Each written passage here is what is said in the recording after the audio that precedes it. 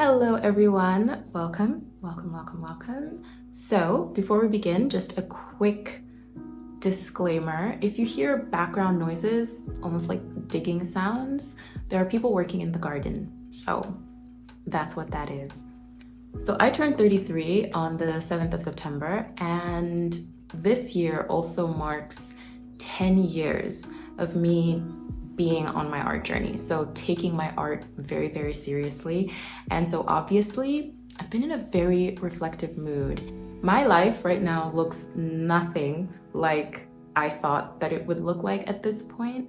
And I stumbled across this quote on Instagram that I felt really captured how I was feeling at this point in my life. It said, "I'm nowhere near where I thought I would be, but 1,000 times more aligned with the person that I am now."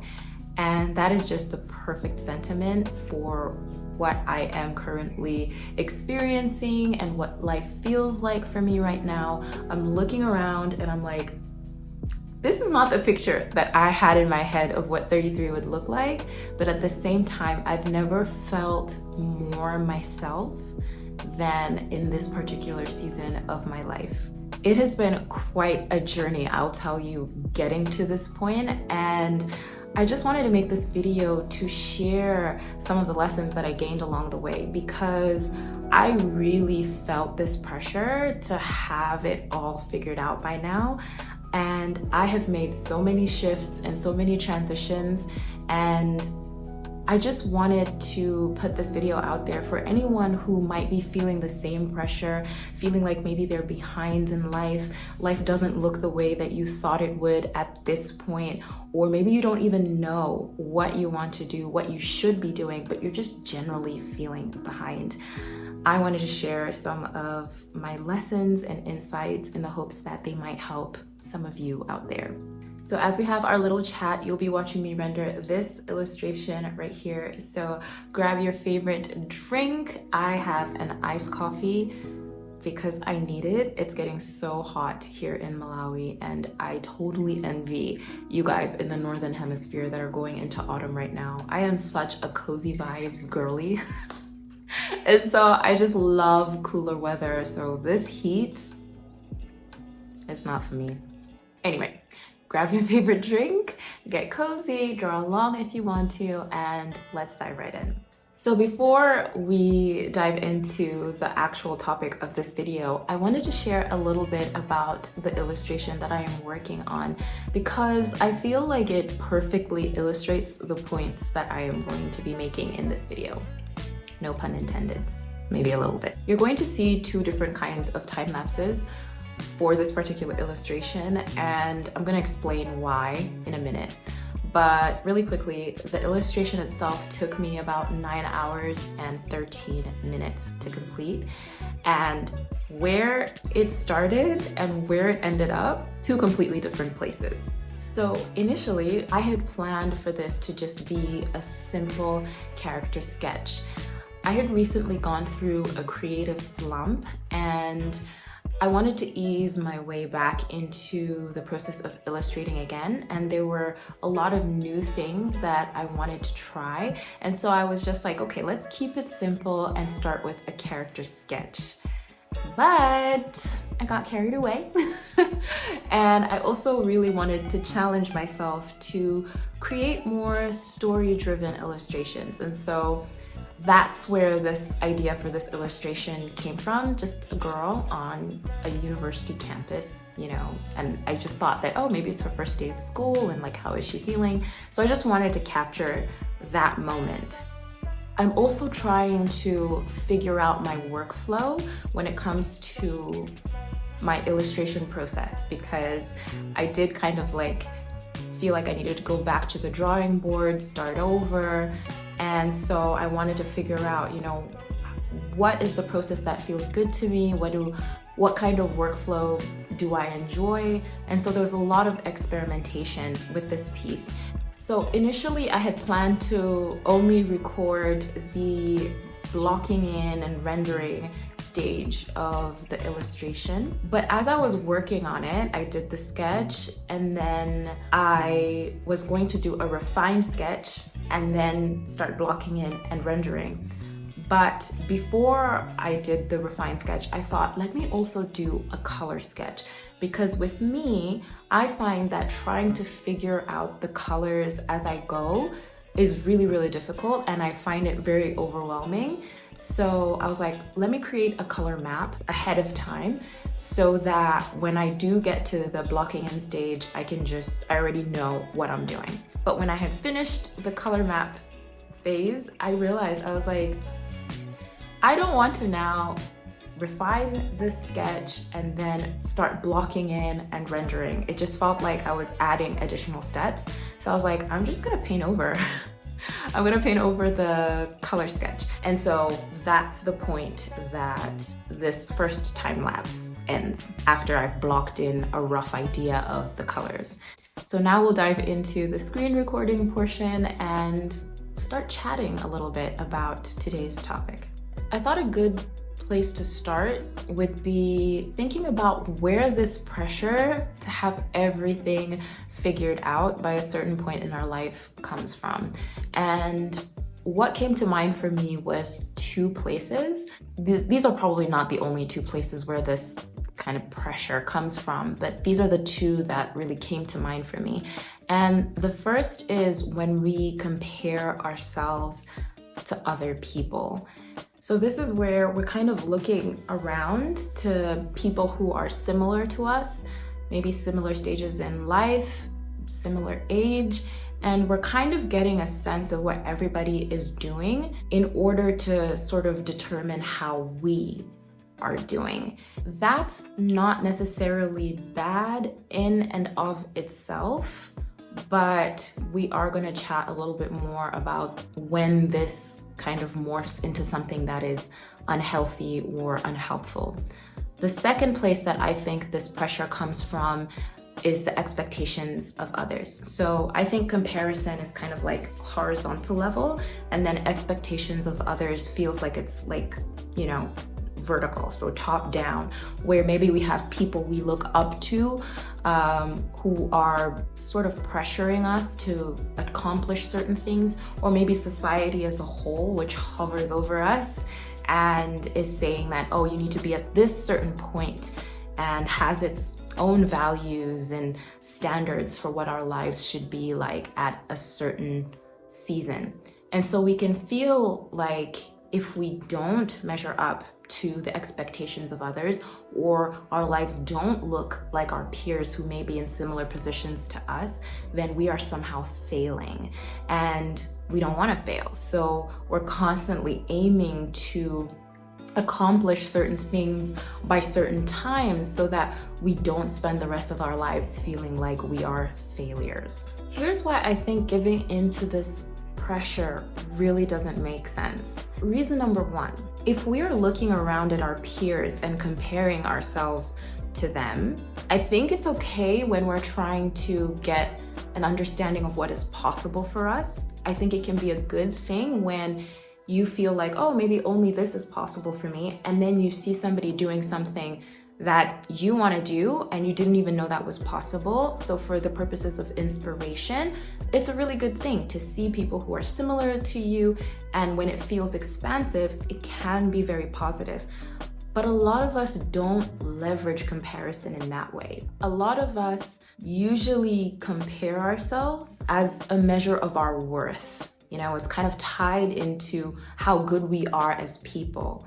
So we compare our status in life to the status of other people, or what we're doing in life to what other people are doing, in an effort to try and get a sense of worth and value. And I think that's when we start shifting into the more harmful sides of comparison. And another thing to consider about this when we are comparing ourselves to other people is that comparison to others is almost always out of context. In fact, I think it's always out of context, because you never have the full information as to what somebody has had to do and go through in order to get to where they are. And even if you have two people in very similar circumstances who grow up together, everyone is so unique and has their own unique path that comparing yourself to someone else really just doesn't make sense. So to give an example from my own life, I have a little sister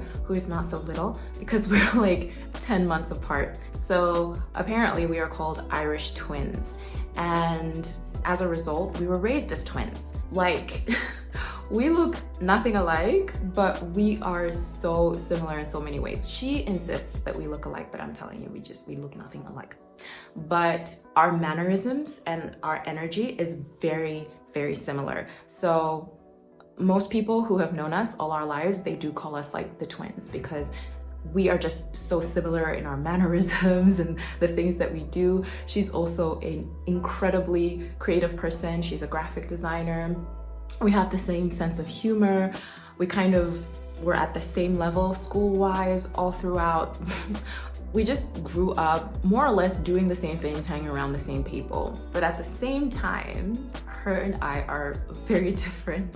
She is way more extroverted than I am. I have a very strong like RBF, kind of like, sorry, why are you talking to me? When I'm out in public.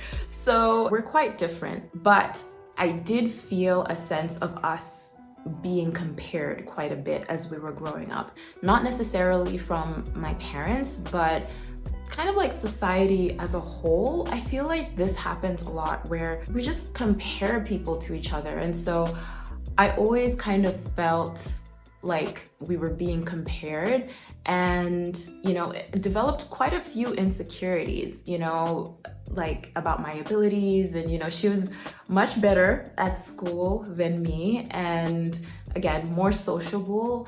So it was just really difficult. But as I grew, I realized like these comparisons just don't make sense because even though her and I are very similar, other people might see it as something that makes sense. Like, oh, they're so similar. Like, yeah, let's compare them.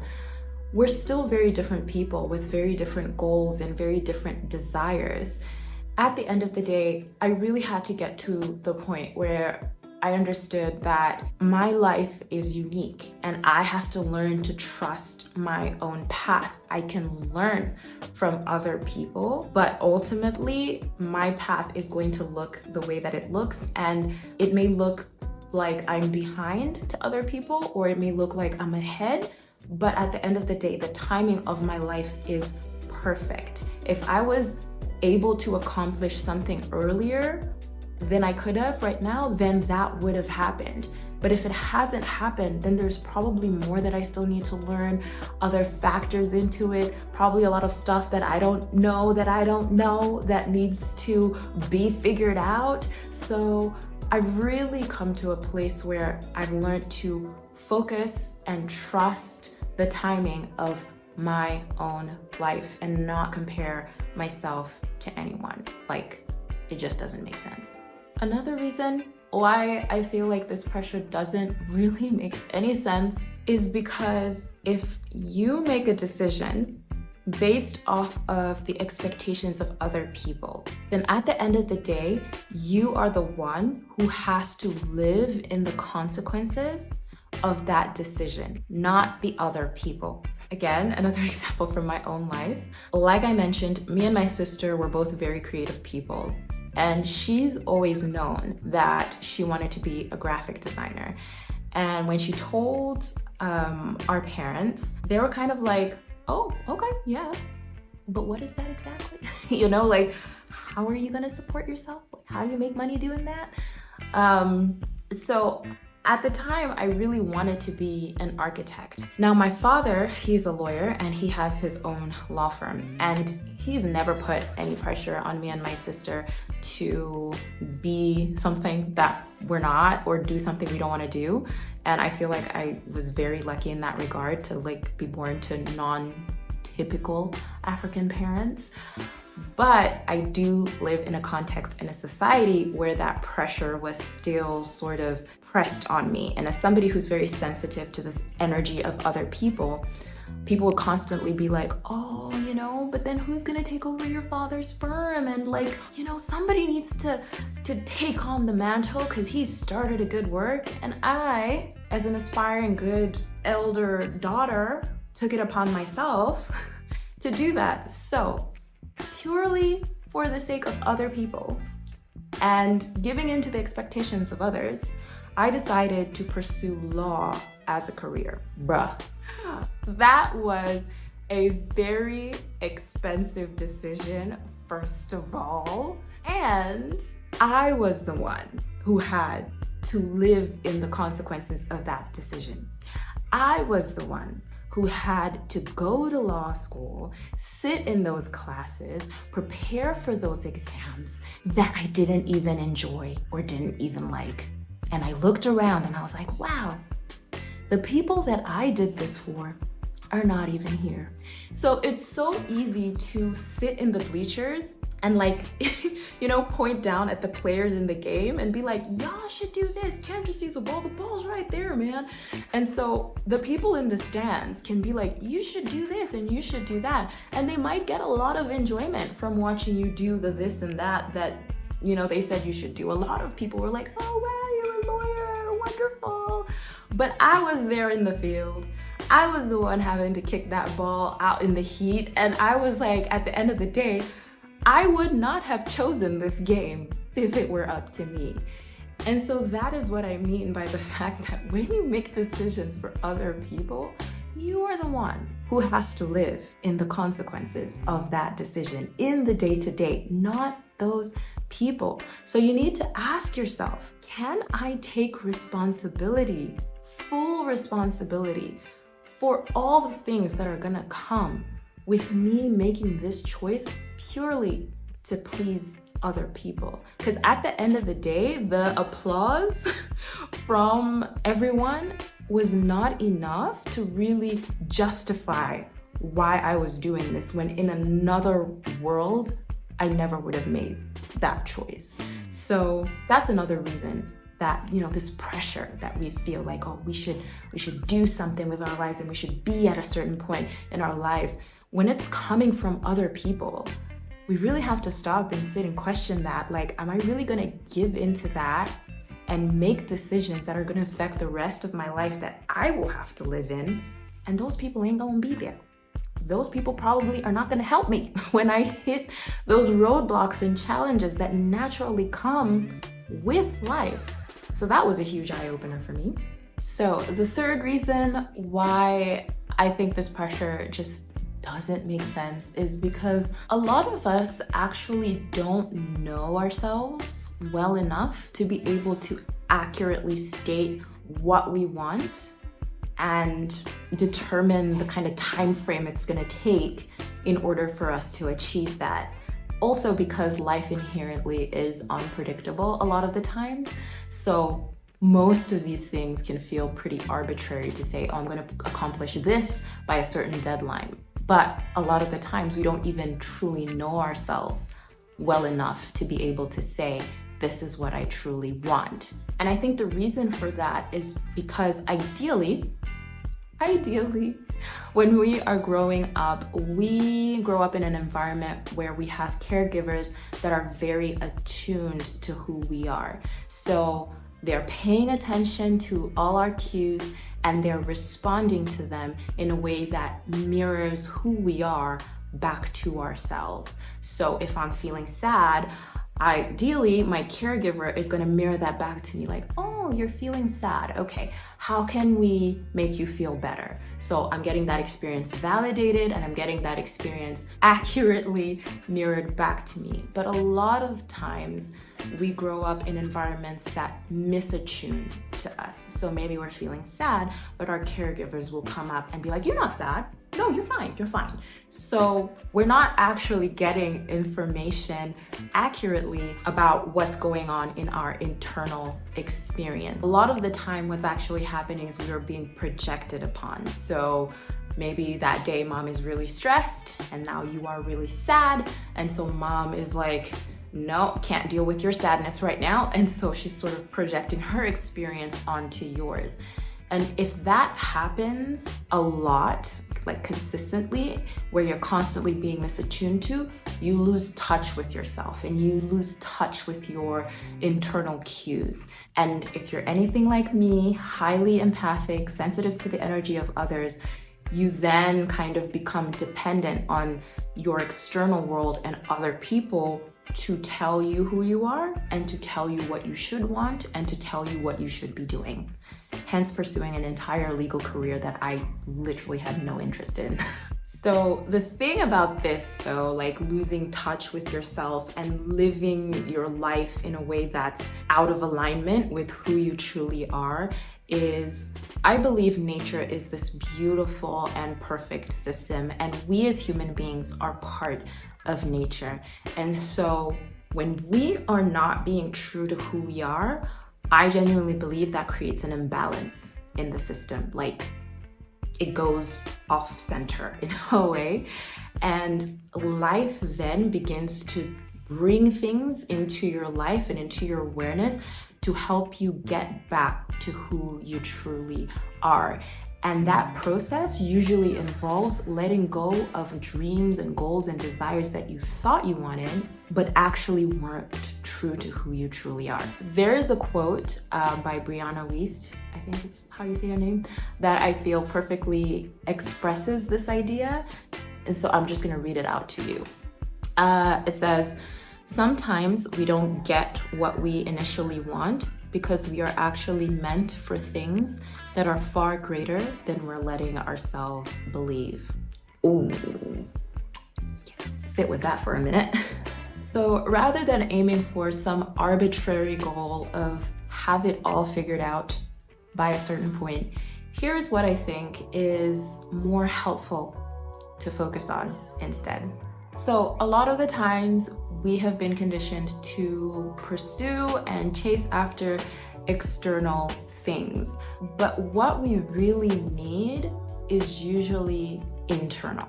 What we're really looking for is an internal experience. When we're going after things externally, it's because we believe those things are going to give us something that we need or something that we're desiring internally. And I believe what we need more than anything to feel as though we're living a meaningful and fulfilling life is a sense of alignment. And what that means to me is just simply that you feel on an experiential level that you are moving through the world as yourself. So back to nature being this beautiful system that we are all a part of. Trees are being trees, apples are being apples, pears are being pears, I am being me, and you are being you. That ultimately, I think, is what creates a harmonious system. So for me, I think a lot of the suffering that we experience comes from a place where we are not living in alignment with who we truly are. So I think our top priority then, rather than trying to accomplish very specific things externally, is to really get to know who we truly are. Especially if you felt like you grew up and you weren't necessarily seen, or you feel as though you didn't come out of your childhood with a very strong sense of, oh, okay, yeah, this is who I am. You getting to know yourself more than anything should be your number one priority. And actually, this is something that you're going to have to do for the rest of your life, really, as you go through different seasons, because who you are is dynamic. Right? You are dynamic and you are constantly changing, but at the same time, you also have a core self, a part of you or the essence of you that hardly ever changes. That's consistent, that's stable, that's who you are. And it's getting to know those different layers of who you are, the aspects of you that shift and change all the time, and then the elements of you that have remained consistent throughout your entire life, becoming really intimately acquainted with those elements of you. So here are some questions that I have found so incredibly helpful in this process of really just getting to know yourself on a deeper level. First question, what are those things that you know for sure, without a shadow of a doubt, are a full body yes for you? Like everything inside of you, when you do these things, when you encounter these things, are a full body yes. But also, what are those things that are an absolutely no? Like a hell no, no, no, no, no, on a physiological level. And I think the reason why this question is really important is because a lot of us really jump to, what is my purpose in life? Like, what should I be doing with my life? And that is a big question. That is a big question, trying to figure out where you should be aiming your life. I think it would be really valuable in order for you to get acquainted with what it actually feels like for you when something is a yes. Because if I just ask you, what do you want to do with your life? We can just pull stuff out of the air. But the thing that's really going to clue you into what is for you is knowing what it feels like physiologically in your body when something is a yes for you. So start small. What are those things that you know, without a shadow of a doubt, that yep, that's for me?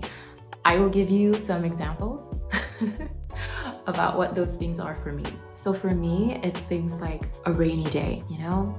Maybe it's nighttime and I can just hear the rain against the window and the roof.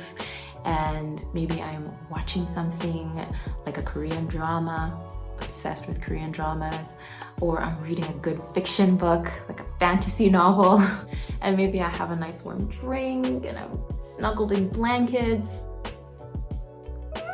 Like, I could live in that state. I could literally live in that state. I love it so much. Another thing for me is like when you walk into a space, whether it's a bakery or someone's kitchen, and you just get hit with this smell of like something really sweet being baked in the kitchen. Oh, I love that. Or when I'm creating and, you know, maybe in the beginning I was like really struggling, but then you hit that like switch period where now you're sort of like in flow and the world actually sort of like zones out, and now it's just you and the thing that you're making. You're not thinking about, you know, this bill or what that person said. You're literally just in that flow state. Ugh. Now, some of the things that are like a no for me, being a lawyer. The whole time I was studying, the whole time I practiced, a whopping 1.5 years, I was like in a perpetual state of resistance to what I was doing. I was just constantly like, I don't want to do that. Get up out of bed to go write a test. I don't want to do that. I don't want to be here. I don't want to be doing this. I could feel it on a physiological level that I was somewhere I just was not supposed to be. Another thing for me, extreme heat. Like I mentioned, we're going into the hot season here in Malawi and I am dreading it. My body and heat, we are not friends, okay? Like, I'm not a summer girly. No. Give me the cooler transitional months. Give me the spring, give me the autumn. That's what I live for. Extreme heat, I get headaches when the weather is changing. It's just, my body does not like it. Another thing I don't like is like really loud and crowded places. Like, it's just like super loud and there are like people everywhere. I'm getting anxiety just thinking about it. So I found that it's easier to pay attention to these things and get acquainted to what it's like when I am in like a oh yes mode and a no, and really trying to see what the patterns are and what the connections are between the things that are a full body yes for me and the things that are like a absolutely no. The next question is, what are you most curious about right now? What is piquing your interest? What are the things that are making your spidey senses go, ooh? You want to really pay attention to that, regardless of what other people think about those things. Because if you're anything like me, then you can really be sensitive to the opinions of other people. And sometimes you're not going to be honest about what is generally piquing your curiosity if you feel like it's something that's like maybe not, like it's looked down upon or people don't get it, you know, but really lean into the things that are really making you curious. You see something and then you feel drawn to it for whatever reason. You usually don't know why or what it is about that thing, but you just feel pulls to something. Really pay attention to that because it's not random. A lot of the times I have found that those little pulls and those little things that like pique your interest, usually when you follow them, even if it may seem weird or random or like, why am I really into this right now? At the end of that, you usually find the things that are a full body yes for you. You will discover something that you're like, oh my gosh, I love this thing. So lean into your interests, lean into your curiosities. No matter how random they are probably leading you to very interesting places for you. All right, our third question. What are some of the things that have come back to you repeatedly over the years? There are certain instances where something will pique your interest and you'll kind of go down that rabbit hole and you'll find something that was like, oh my gosh, this is so exciting. And then something might lead you away. You're like, okay, and now I'm being led somewhere else. And you never come back to that thing ever again. It was just something that you needed to try at that period in your life. It brought you joy. It did what it was supposed to do. And then it's gone and you never revisit it again. But there are those things in your life that no matter how many times you come to them and move away from them, always come back. You just keep coming back. They've been with you for the longest time and they do not leave you. For me, art has definitely been one of those things. I have quit art so many times over the years. And I even quit my art business, like my creative business this year. Well, not like quit, but I really was like, you know what? Maybe it's just supposed to be a hobby for me. And I've been in this place so many times and there's a lot to unpack there, which I will in another video. But ultimately, I just keep coming back to the place that this is something that I am meant to be doing with my life. Another thing that's like that is YouTube. I have always loved video and like I was the girl who was making home videos and stuff and putting video things together for my family and like I'm the video girl. And I've always wanted to be on YouTube. I've started 3 different types of channels and I've started this channel multiple times and then I'm like, it's too hard and move away from it. But it doesn't leave me alone. It keeps coming back like, that's something that I really want to be doing. No matter how many times I pull back from it, just keep coming back. Like a freaking boomerang. It keeps coming back. The third thing that I feel like I have tried to escape many times but keeps coming back is writing fiction. I've always loved reading. I always had my nose in a book when I was younger, but I never really allowed myself to consider writing. Like I had so many creative passions. Writing just felt like, one of those things that I did, but I never allowed myself to really take it seriously because I was comparing myself to other people. I know some incredible writers in my life and I was like, I ain't that good. So I just never allowed myself to really like own the fact that this was something that I was genuinely interested in, something I wanted to do, except for the fact that it just keeps coming back to me. I keep finding myself just rummaging through AuthorTube here on YouTube. I stay watching AuthorTube videos and, day in my life writing my novel and like, I was like, okay, it doesn't leave me alone. It just never leaves. It just keeps coming to me that this is something that I really want to do. And so now I'm in a process of honoring that. I started my own little project and guys, I tell you, it's bringing me so much joy working on my novel. And it's been really fun because finding a way to incorporate my illustration and my writing and story, learning that when it comes to my creativity, the golden thread between everything is storytelling. I just love the ability to tell stories, whether that's visually or through words. I am a storyteller and I just had to embrace that as a part of myself, but it's been a piecing together by really paying attention to the things that light me up, make my eyes sparkle, but also the things that just keep coming back to me over and over and over again. So for me, these are the things that tend to be your biggest clues as to what is actually meant for you, what alignment feels like for you. Because again, at the end of the day, we talk about it, it's a buzzword right now, alignment, alignment, alignment. What does that really mean?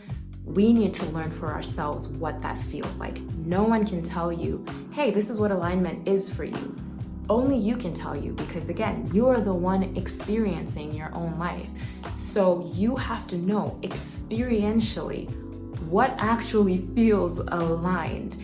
And so training yourself to pay attention to the moments when, your eyes sparkle and your insides feel like they're expanding is going to be the best thing that you can do in order to learn, like, oh, okay, this is what feels like alignment, this is what feels good. And when we're focused on that, we really just move away from this arbitrary pursuit of just generalized standards and like, oh, I should be doing this by now and I should have all of this figured out by now. No, we really just allow ourselves to engage with life and pursue our curiosities and the things that interest us. And I think overall that is what makes a really rich and meaningful life, and not just placing these expectations on ourselves like, oh, I should be at a certain point by now. Okay, so that is all I had for you today. I am almost done with my coffee. I am going to finish this up, but thank you so much for being here. I hope you found this helpful, that you're able to walk away with something that might support you on your own journey wherever you find yourself in life. And I will see you in the next one. Bye for now.